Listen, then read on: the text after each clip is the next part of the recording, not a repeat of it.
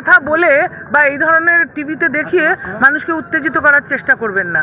কালকে রাত্রির ঘটনার পরে সাথে সাথে 3 জনকে পুলিশ গ্রেপ্তার করেছে এবং সুষ্ঠুভাবেই তদন্ত চলছে। অত্যন্ত দুঃখজনক বেদনাদায়ক ঘটনা যে গুমার বিজন আজকে নেই এবং তাকে দুষ্কৃতীর হাতে প্রাণ দিতে হয়েছে। তদন্ত চলছে। আমরা আশা রাখি যে শীঘ্রই পুলিশ তদন্তের মাধ্যমে যে প্রকৃত দুষ্কৃতী তাকে ধরবে, যে 3 জন প্রকৃত দুষ্কৃতী তাদেরও ধরেছে। শুধু এগুলো বলবেন না এলাকার মানুষ, এই করে করে আপনারা এলাকাকে অশান্ত করেন। জানেন এলাকার কতটা ক্ষতি হলো?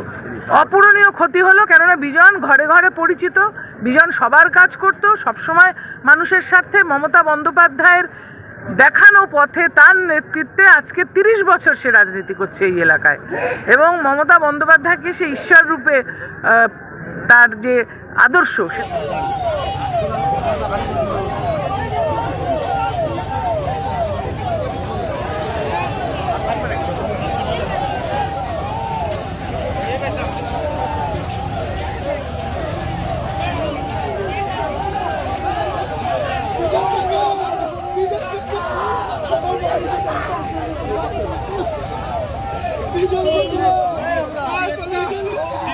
চিন্তা নেই।